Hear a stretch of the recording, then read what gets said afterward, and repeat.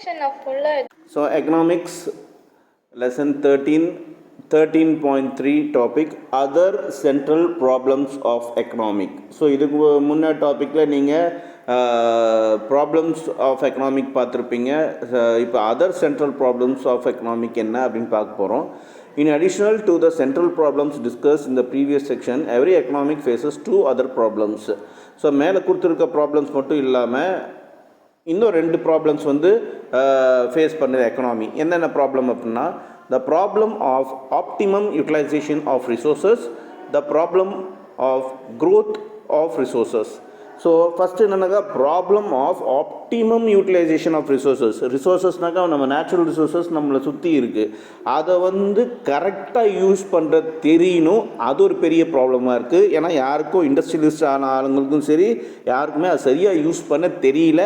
For example, இப்போ மணல் திருட்டு நடக்குது திருச்சி பக்கம்னாக்கா, மணல் திருட்டு அதிகமாக நடக்கும். அப்படின்னாக்கா என்ன அர்த்தம், அங்கேருந்து கடத்திட்டு கேரளாவுக்கு போகிறாங்க, ஆந்திராவுக்கு போகிறாங்க, எல்லாம் போகிறாங்க. அப்படின்னா அந்த மணல் ஆற்று மணல் இவ்வளோ தான் எடுக்கணும் ஒரு நாளைக்குன்ட்டு ஒரு ரூல்ஸ் இருக்குது.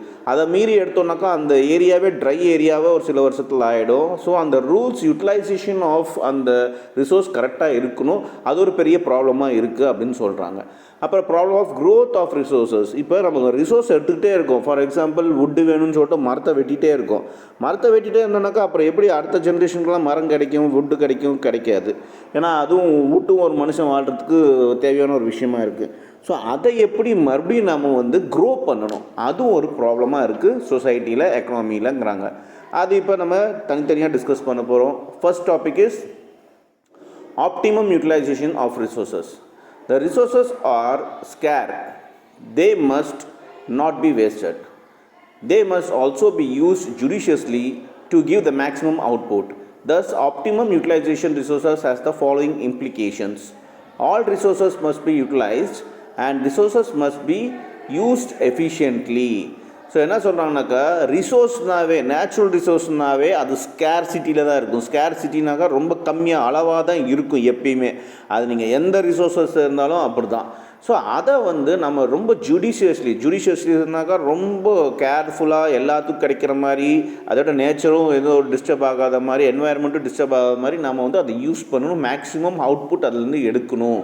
கொஞ்சம் விஷயம் எடுத்தாலும் அதில் மேக்ஸிமம் அவுட்புட் எடுக்கணும் அப்படின்னு சொல்கிறாங்க. ஸோ இந்த விஷயத்தை ஃபாலோ பண்ணுறதுக்கு, யூட்டிலைசேஷனை ஃபாலோ பண்ணுறதுக்கு ரெண்டு விஷயம் வந்து ஃபாலோ பண்ணணும்னு சொல்கிறாங்க. என்னென்னாக்கா, all resources must be utilise. எல்லா ரிசோர்ஸஸ்லையும் யூட்டிலைஸ் பண்ணணும். Resources must be use efficiently. நம்ம எடுத்த ரிசோர்ஸஸ் வந்து கரெக்டாக யூஸ் பண்ணணும். ஃபார் எக்ஸாம்பிள், இப்போ வீட்டுக்கு ஒரு சிலிண்டர் வாங்குகிறோம், அது வந்து நேச்சுரல் கேஸு, சரிங்களா, நேச்சுரல்லேருந்து கிடைக்கிறது. தட் இஸ் க்ரூட் ஆயிலேருந்து எல்லாம் கன்வெர்ட் ஆகிட்டு வருது. நமக்கு கேஸ் நம்ம காசு கொடுத்து தான் வாங்குகிறோங்கிற ஒரு திமிரில் நம்ம வந்து கேஸ் 24 ஹவர்ஸ்னால் ஆனாக வச்சு பண்ணி வச்சுருக்க முடியும். ஸோ அப்படி பண்ணும்போது பார்த்திங்கன்னா, அப்படி பண்ணும்போது நமக்கு ரிசோர்ஸ் வந்து வேஸ்ட் ஆகுது. நாம் நினைப்போம் நம்ம வந்து கேஸ் காசு கொடுத்து வாங்கியிருக்கோம் அப்படின்ட்டு. பட் பார்த்திங்கனாக்கா அப்படி கிடையாது. நம்ம வேஸ்ட் பண்ணுற ஒவ்வொரு ரிசோர்ஸஸும் பார்த்திங்கனாக்கா இன்னொரு உயிரினம் வந்து யூஸ் பண்ண வேண்டிய விஷயத்த நாம் வந்து வேஸ்ட் பண்ணிகிட்ருக்கோம்னு அர்த்தம். ஸோ இதுதான் ரெண்டு முக்கியமான point. These two issues are discuss below. சரி, all resources must be utilised. இது என்னன்ட்டு எக்ஸ்பிளைன் பண்ணுறாங்க. If resources are not utilised, employed or are lying idle, it means that they are being wasted. Wasted of resources results in low in output. For example, people may be unemployed. This means that human resources are being wasted. Similarly, when workers in the factory go to strike, capital resources lie idle and are wasted. If these resources are utilized, the output that can be produced in the economic shall rise. Thus, every economic must ensure that scarce resources are utilized and not left idle or unemployed. For example, resource வந்து natural resource மட்டும் கிடையாது, நம்ம human எஃபர்ட்டும் ஒரு resource தான். For example, நிறைய பசங்க படிக்கிறாங்க, ஒரு வருஷத்தில் நிறைய பேர் படித்து வெளியே வராங்க. ஆனால் எல்லாத்துக்கும் வேலை கிடைக்குதான்னாக்கா கிடையாது. ஸோ அன்எம்ப்ளாய்மெண்ட் வந்து ரொம்ப அதிகமாகுது. அன்எம்ப்ளாய்மெண்ட் அதிகமாகுதுனாக்கா என்ன பண்ணுறாங்க, அந்த பசங்க எல்லாமே சும்மா இருக்கிறாங்க, இல்லாட்டி வேறு ஏதோ வேலைக்கு போகிறாங்க, அவங்களுக்கு தகுதி இல்லாத வேலை ஏதோ ஒரு வேலைக்கு போகிறாங்க. ஆனால் முக்கால்வாசி பேர் சும்மா இருக்காங்க. அப்படி சும்மா இருக்கிறதுனால என்ன ஆகுது, ஒரு ஹியூமன் ரிசோர்ஸஸ் வந்து வேஸ்ட் ஆகுது. அப்படி வேஸ்ட் ஆகிறதுனால என்ன ஆகுதுனாக்கா அந்த வீட்டுக்கு வருமானம் வரதில்லை, அந்த வீட்டுக்கு வருமானம் வராதனால நாட்டுக்கும் வருமானம் வரதில்லை. ஸோ இது எக்கனாமிக்கில் ஒரு பெரிய ப்ராப்ளமாக ஆகும். அதே மாதிரி ஒரு ஃபேக்ட்ரியில் வந்து ஸ்ட்ரைக் பண்ணுறாங்க, எம்ப்ளாயீஸ் எல்லாம் ஸ்ட்ரைக் பண்ணுறாங்க அப்படின்னா அவங்க என்ன ஆகுதுனாக்கா அன்றைக்கி நாள் வந்து அந்த கம்பெனியில் இருக்க அந்த நாள் வந்து எல்லாமே லாஸில் போகும், வேஸ்ட்டில் போகும். ஃபார் எக்ஸாம்பிள் ஒரு செப்பல் ஃபேக்ட்ரி இருக்குன்னாக்கா அந்த ஸ்ட்ரைக் பண்ணுறாங்கனாக்கா அங்கே வாங்கிக்க லெதரு, ரப்பரு, அந்த டூல்ஸு எல்லாமே வந்து அப்படியே கிடக்கும், ஐடியலாக கிடக்கிற ரிசோர்ஸஸும் வேஸ்ட் தான் அப்படின்னு சொல்கிறாங்க. ஸோ இந்த மாதிரி எல்லாமே அன்எம்ப்ளாய்மெண்ட்டும் ஆகட்டும், இதெல்லாமே கரெக்டான விஷயத்தில் எல்லாத்துக்கும் வேலை கொடுத்து இப்போ இந்தியாவில் வந்து எல்லாத்துக்கும் வேலை இருக்குது அப்படின்னாக்கா இந்தியா எப்போயோ வல்லரசு நாடு ஆகிடும். ஏன்னா எல்லாத்துக்கிட்டையும் கையில் காசு இருக்கும்போது நல்ல செலவு பண்ணுவாங்க. செலவு பண்ணும்போது இந்தியாவோட ஜிஎஸ்டி அதிகமாகும், ஜிடிபி அதிகமாகும். இதனால் இந்தியாவோட எக்கனாமி நல்ல ரைஸ் ஆகும், இன்ஃப்ளேஷன்ஸ்லாம் இருக்காது. ஸோ இந்த மாதிரி விஷயந்தான் ரிசோர்ஸஸ் வந்து கரெக்டாக யூஸ் பண்ணணும்னு சொல்கிறாங்க. Then efficient utilisation of resources. So resources இருக்கிறது பெருசு இல்லை, அதை யூஸ் பண்ணுறது பெருசு இல்லை, அதை கரெக்டாக யூஸ் பண்ணணும். அதுதான் efficient utilisation. Since resources are scarce, they should not be underutilized. Underutilization of resources means that resources are not being used to their fullest capacity. For example, if a person finds a job in which he works only for 4 hours a day, but his capacity is to work is 8 hours a day, then his labor is underutilized. In other words, the person is not being employed efficiently. If he had a job for 8 hours a day, the output would increase. Underutilization of resources also results in wastage of resources. Hence, every economy must try to adopt techniques and productions of the ensure efficient utilization and of resources. So இங்கே ஒரு example சொல்கிறாங்க என்னன்னாக்கா, for example ஒரு resources வந்து கரெக்டாக use பண்ணணும். For example கம்மியாக use பண்ணாலும் அது தப்பான ஒரு யூட்டிலைசேஷனில் தான் போய் முடியுது அப்படிங்கிறாங்க. ஸோ ஒருத்தருக்கு வந்து 8 மணி நேரம் வேலை செய்கிற திறமை இருக்குது, தகுதி இருக்குது, பலம் இருக்குது அப்படின்னா அந்த 8 மணி நேரம் வேலை செஞ்சானாக்கா அதுக்குண்டான அவுட்புட் அந்த கம்பெனிக்கு கிடைக்கும். அதுவே அந்த மனுஷனை வந்து அந்த ஸ்டாஃபை வந்து 8 மணி நேரம் வேலை செய்யாமல் வெறும் 4 மணி நேரம் வேலை தான் கொடுத்தாங்கனாக்கா அந்த கம்பெனிக்கும் பார்த்தீங்கன்னாக்கா அவ்வளோதான், கம்மியாக தான் அவுட்புட் கிடைக்கும். அந்த மனுஷனுக்கும் பார்த்தீங்கன்னாக்கா அவ்வளோதான் வருமானமும் கிடைக்கும்.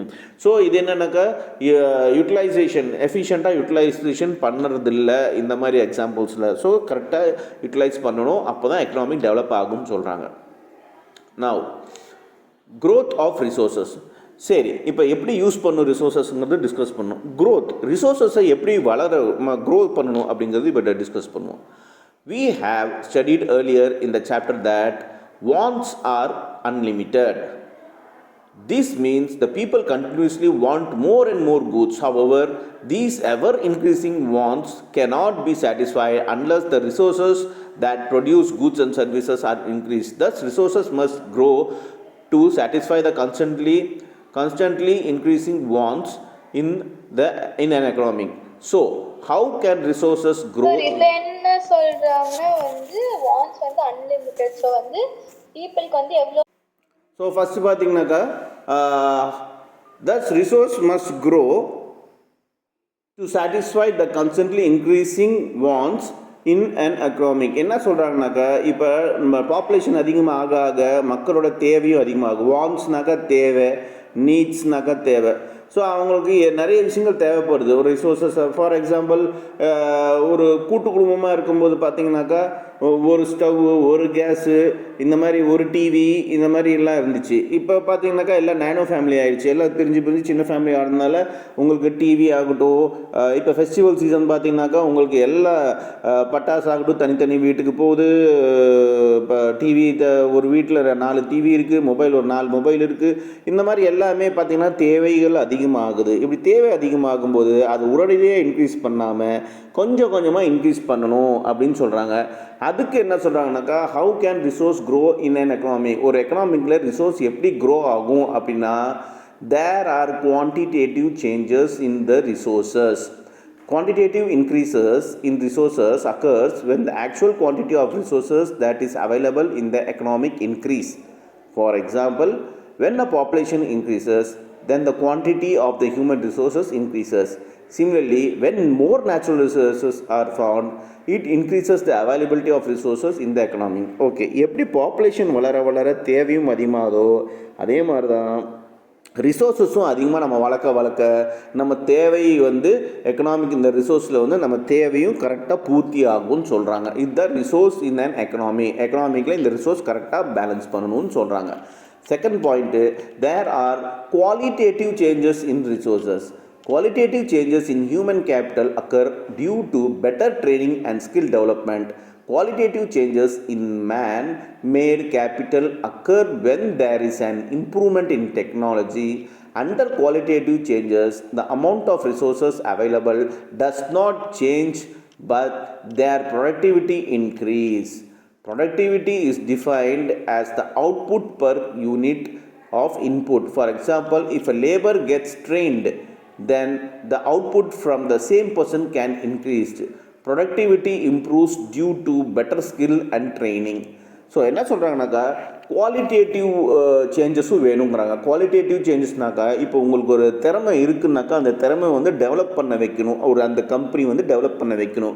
ஃபார் எக்ஸாம்பிள், நீங்கள் ஒருத்தரை வந்து அப்பாயிண்ட் பண்ணுறீங்க உங்கள் கம்பெனியில், ஒரு செக்யூரிட்டியே வச்சுக்கோங்க, அவரை வந்து அப்பாயிண்ட் பண்ணுறீங்க அப்படின்னாக்கா செக்யூரிட்டியோட வேலை என்ன, சாதாரண செக்யூரிட்டி தானே அப்படின்னு நினைக்கக்கூடாது. அவங்களுக்கு நிறைய டியூட்டிஸ் இருக்குது, ரெஸ்பான்சிபிலிட்டிஸ் இருக்குது. அவங்க வந்து கரெக்டாக அந்த டைமுக்கு வந்து கேட் ஓப்பன் பண்ணணும், க்ளோஸ் பண்ணுறது மட்டும் இல்லாமல் கொரியர் வந்துச்சுனாக்கா என்ன இது பண்ணணும், உள்ளே யார் வராங்க, கேட்டுக்குள்ளே என்ன எப்போ வெளியே போகிறாங்கன்ட்டு அந்த டைமிங் நோட் பண்ணணும், என்ன கொண்டு வராங்க என்ன கொண்டு போகிறாங்கன்ட்டு இது பண்ணணும். எல்லா விஷயமும் செக்யூரிட்டி செக் பாயிண்ட் தான் மெயினான செக் பாயிண்ட்டாக இருக்கும். ஸோ இது வந்து இப்போ ஒரு புதுசாக ஒரு வேலைக்கு சேர்றவங்களுக்கு ஜஸ்ட் கேட் மட்டும் ஓப்பன் பண்ணி வைப்பா அப்படின்னு சொன்னாக்கா அவன் அது மட்டும் பண்ணுவான். ஸோ நம்ம அந்த மேன் பவரை கரெக்டாக யூஸ் பண்ணலன்னு அர்த்தம், ஸ்கில்லை வந்து டெவலப் பண்ணலன்னு அர்த்தம். அதே அந்த மனுஷனுக்கு அந்த சொல்லுங்க மேம். இல்லை சார், புரிஞ்சு. பார்த்தீங்கன்னாக்கா அந்த ஸ்டாஃபுக்கு நம்ம ஃபுல் அண்ட் ஃபுல் இந்த மாதிரி டீட்டெயில்ஸ்லாம் சொல்லிக் கொடுக்கும்போது நம்மளோட வேலை தான் மிச்சமாகுது. இல்லாட்டி அந்த வேலையை நாம் தான் செய்ய வேண்டியதாக இருக்கும். நம்ம வேலை மிச்சமாகுது. அது மட்டும் இல்லாமல் அந்த செக்யூரிட்டியோட ஸ்கில் டெவலப் ஆகுது. ஸோ இதுதான் சொல்கிறாங்க, குவாலிட்டேட்டிவ் சேஞ்சஸை கொண்டு வரணும், அப்போ தான் ப்ரொடக்டிவிட்டி வந்து ஸ்கில் ட்ரைனிங் மூலமாக இம்ப்ரூவ் ஆகும் அப்படின்னு சொல்கிறாங்க. To conclude our discussion, growth of resources occurs when the physical availability of the resources increase, or there is technological upgradation or an improvement in quality of resources. So என்ன சொல்கிறாங்கனாக்கா conclude பண்ணுறதுக்கு இந்த டாப்பிக்கை ரிசோர்ஸஸும் கரெக்டாக பேலன்ஸாக develop பண்ணணும், அதோட technologically ஸ்கில்ஸையும் வந்து develop பண்ணணும் அப்படின்னு சொல்கிறாங்க. ஸோ கீழே வந்து இன்டெக்ஸ் கொஸ்டின்ஸ் கொடுத்துருக்காங்க. Choose the correct answer. 13.4 concept of production possibilities. So concept of ப்ரொடக்ஷனோட என்னென்ன பாசிபிலிட்டிஸ் இருக்குது. இப்போ க்ரோ பண்ண சொல்லியாச்சு, ரிசோர்ஸஸ் வந்து க்ரோ பண்ணுன்னு சொல்லிட்டாங்க. அதுக்கு என்னென்ன பாசிபிலிட்டிஸ் இருக்குது, என்னென்ன வாய்ப்புகள் இருக்குது, அதுதான் இப்போ பார்க்க போகிறோம். In deciding what to produce and how much and economy has to take a decision. Regarding allotment of resources among different possibilities alternatives, let us assume that the economy is producing only two commodities, rice and bicycle, with the limitation of total resources. If all the resources are utilized in the production of rice, let 20 quintals of rice can be produced and no production of bicycle can take place. If more and more resources are being diverted towards the production of bicycle, little amount will be left for the production of the rice. Similarly, if all the resources are being used to the production of bicycles, say 150 bicycles can be produced and no resources will be left to production of rice. Therefore, the scarce resources are employed in various combinations to get the alternative production possibilities. Okay. For example, sir, நான் புத்தகத்தை சொல்லிட்டா. சொல்லுங்க. First வந்து நம்ம அவங்க ரெண்டு option கொடுக்கலாம். So, the production possibilities curve is a graphical medium of highlighting the central problems of what to produce. To decide what to produce and in what quantities, it is first necessary to know what is obtainable. The curves show the option that is obtainable or simply the production possibilities. What is obtainable is based on the following assumption. So ஒரு ப்ரொடக்ஷனுங்கிறது என்னென்னாக்கா முதல்ல என்ன produce பண்ணுங்கிறது தெரியணும், அது எந்த அளவுக்கு குவான்டிட்டியில் produce பண்ணணும்னு தெரியணும், அதோட தேவை நெசசரி எந்த அளவுக்கு இருக்குன்னு முதல்ல தெரிஞ்சுக்கணும். இது ஒரு கர்வ். தேவையா? கிராஃபில் ஒரு கேர்வுன்னு சொல்லுவாங்க. இந்த கேர்வ் இந்த 3 பாயிண்ட்டு எந்த அளவுக்கு இருக்குன்னு பார்த்துட்டு அதுக்கு தகுந்த மாதிரி தான் நம்ம வந்து பாசிபிலிட்டிஸ் ப்ரொடக்ஷன் எவ்வளோ பண்ணணுங்கிறது முடிவு பண்ணணும்னு சொல்கிறாங்க. இதுக்கு ஒரு சில அசம்ஷன் இருக்குது. 4 பாயிண்ட் சொல்லியிருக்காங்க. என்ன அசம்ஷன்னா, the resources available are fixed. அந்த ரிசோர்ஸஸ், அந்த ஒரு பொருள் செய்கிறதுக்கு உண்டான ரிசோர்ஸ் வந்து ஃபிக்ஸடாக இருக்கணும், கிடைக்கணும். The technology remains unchanged. அந்த பொருள் செய்கிறதுக்கு உண்டான டெக்னாலஜி வந்து மாறக்கூடாது. அதுக்கு ஃபஸ்ட்லேருந்து லாஸ்ட் வரைக்கும் அன்சேஞ்சாக இருக்கணும், மாறாமல் இருக்கணும். த ரிசோர்ஸஸ் ஆர் ஃபுல்லி எம்ப்ளாய்டு. அந்த பொருள் முடிகிற வரைக்கும் எல்லா ஆளுங்களுக்கும் ஃபுல்லாக வேலை இருந்துகிட்டே இருக்கணும். The resource are efficiently employed. வேலை கொடுக்கறது மட்டும் இல்லாமல் எந்த டிபார்ட்மெண்ட்டுக்கு என்ன ஸ்கில்டான ஆளுங்க அப்பாயிண்ட் பண்ணணுமோ கரெக்டாக எம்ப்ளாய் பண்ணணும்னு சொல்கிறாங்க. The resources are not equally efficient in production of all products. Thus, if the resources are transferred from production of one good to another, the cost of production may increase. For example, நீங்கள் இன்னைக்கு ஒரு டிபார்ட்மெண்ட்டில் 10 பேர் வரலன்னு சொல்லிட்டு manufacture டிபார்ட்மெண்ட்டில் இருக்க ஆளுங்களை தூக்கி நீங்கள் வேறு டிபார்ட்மெண்ட்டில் போட்டிங்கன்னா அவனுக்கு அந்த வேல்யூவும் தெரியாது. ஸோ அந்த 2 டிபார்ட்மெண்ட்டில் இருக்க வேல்யூவும் கம்மியாகும். அது மூலமாக பார்த்தீங்கன்னாக்கா உங்களோட காஸ்ட் ஆஃப் ப்ரொடக்ஷன் இன்க்ரீஸ் ஆகும், உங்களுக்கு லாஸ் ஆகும். ஸோ கரெக்டான ரிசோர்ஸஸ் வந்து கரெக்டான இடத்துல எம்ப்ளாய் பண்ணணும், யூஸ் பண்ணணும்னு சொல்கிறாங்க. அதுதான் இந்த லாஸ்ட் பாயிண்ட். புரிஞ்சுதுங்களா? 13.5 ப்ரொடக்ஷன் பாசிபிலிட்டி ஷெடியூல். சரி, இப்போ ப்ரொடக்ஷன் பண்ண ஆரம்பிச்சிட்டோம். அதுக்குன்னு உண்டான ஷெடியூல் பண்ணணும். ஒரு நாளைக்கு எவ்வளோ ப்ரொடக்ஷன் வருது, எவ்வளோ ரா மெட்டீரியல்ஸ் தேவை, அந்த மாதிரி விஷயங்கள் தான் இதில் இருக்கும். To simplify, let us assume that only 2 goods are produced in an economy. Let these 2 goods be guns and butter. The example given by a famous economist, Samuelson, who won Nobel Prize in Economics in the year 1969. The example symbolized the problem of choice between war goods and civilian goods. Given the extremes and the in-between possibilities, a schedule can be prepared. It can be called a production possibility schedule. A production possibility schedule or a table is a set of numbers in a tabular form that illustrate different possibilities combination of 2 goods that can be produced if all available resources are efficient used during the given time, given technology of production. So இங்கே என்ன சொல்கிறாங்கனாக்கா, ஒரு famous economist, அவர் பார்த்தீங்கன்னாக்கா 1969 Nobel prize win பண்ணியிருக்காரு. அவர் name வந்து சாமுவல்சன். அவர் என்ன ஒரு புரிய வச்சுருக்காருன்னா இந்த உலகத்துக்கு 2 எக்ஸாம்பிள் எடுத்துட்டாரு. ஃபார் எக்ஸாம்பிள், ஒரு எக்கனாமியில் வந்து கன்னும் தயாரிக்கிறாங்க, அதோட பட்டரும் தயாரிக்கிறாங்க. அப்படின்னா கன்னுங்கிறது வாருக்காக யூஸ் பண்ணுற ஒரு கூட்ஸு, பட்டருங்கிறது சிவிலைன், நம்ம அதாவது சிட்டிசன், நாம் ஊருக்குள்ளே இருக்கிற நாட்டுக்குள்ளே இருக்கிற மக்கள் யூஸ் பண்ணுற ஒரு குட். ஆமாம். அப்படி இருக்கும்போது இது 2த்துக்கும் எப்படி நாம் வந்து இம்பார்ட்டன்ஸ் கொடுக்க போகிறோம், எப்படி வந்து பாசிபிலிட்டிஸான ப்ரொடக்ஷன் ஷெட்யூல் பண்ண போகிறோம் அப்படிங்கிற ஒரு டேபிளில், அந்த டேபிளில் பார்த்தீங்கன்னாக்கா ஃபுல் அண்ட் ஃபுல் என்ன டெக்னாலஜி யூஸ் பண்ண போகிறோம், என்ன ரிசோர்ஸ் அவைலபிளாக இருக்குது, இது எல்லாமே அந்த டேபிளில் அவர் போட்டு வச்சுருந்தார். Suppose if all the resources are engaged in production of guns, there will be maximum amount of guns that can be produced per year. Let it be 15 units. At the other extreme, suppose all the resources are employed in production of butter only. Let the maximum amount of butter that can be produced is 5 units. These are the 2 extreme possibilities. In between, the resource can also be partly used for production of guns and partly for production of butter, given the extremes and in between possibilities. A schedule can be prepared. It can be called production possibility schedules, other PPS. Let the schedule be given as follows. So என்ன சொல்கிறாங்கனாக்கா, இப்போ ரிசோர்ஸுங்கிறது இங்கே யாரை சொல்கிறாங்கனாக்கா, மனுஷங்க வேலை செய்கிற labours தான் resource சொல்கிறாங்க, man power தான் ரிசோர்ஸ்ன்னு சொல்கிறாரு. அங்கே பார்த்தீங்கன்னாக்கா எல்லா மேன் பவரையும் வந்து கன்னை மட்டும் தயாரிக்க சொன்னாங்கனாக்கா ஒரு வருஷத்தில் அவங்க 15 யூனிட் கன்னை தயாரிச்சிருப்பாங்க. ஒரு எக்ஸாம்பிளுக்கு தான் சொல்கிறாங்க. அதே எல்லா மனுஷங்களையும் எல்லா லேபர்ஸையும் பார்த்தீங்கன்னாக்கா மேன் பவரையும் பட்டரை தயாரிக்க சொல்லியிருந்தாங்கனாக்கா அவங்க வந்து 5 யூனிட்ஸ் பட்டரை தயாரிச்சிருப்பாங்க. இதுவே இந்த ரிசோர்ஸை எப்படி யூஸ் பண்ணலான்னா, பாதி பேத்தை வந்து கன்னை தயாரிக்க சொல்லி, பாதி பேத்தை வந்து பட்டரை தயாரிக்க சொல்லி, அப்படி கூட நம்ம யூஸ்ஃபுல்லாக இது பண்ணலாம், மேன் பவரை யூஸ் பண்ணலாம். இதுக்கு வந்து ஒரு ஷெட்யூல் வேணும். அந்த ஷெட்யூலுக்கு பேர் தான் PPS, that is production possibilities ஷெட்யூல்னு சொல்கிறாங்க. அந்த ஷெட்யூல் தான் கீழே உங்களுக்கு நெக்ஸ்ட் பேஜில் கொடுத்துருக்காங்க. அதில் பார்த்தீங்கன்னாக்கா 4 காலம்ஸ் இருக்குது. பாசிபிலிட்டிஸ் ஏலேருந்து எஃப்னு போட்டிருக்காங்க. கன்ஸ்லேருந்து 15 யூனிட்ஸ், 14 யூனிட்ஸ், 2 யூனிட்ஸ். இதை பாசிபிலிட்டிஸ்னால் என்னன்னாக்கா plan. First plan A 15 units தயாரிக்கணும் அப்படின்ட்டு, 0 பட்டர் தயாரிக்கணும் அப்படின்ட்டு. எம்ஆர்டினாக்கா அங்கே எத்தனை பேர் யூஸ் பண்ண போகிறாங்க அப்படின்ட்டு. அடுத்தது பி பிளானில் இருந்தால் சரி 14 கன் யூனிட்டு தயாரித்த போது 1 பட்டர் யூனிட்டு. சியில் வந்து 12.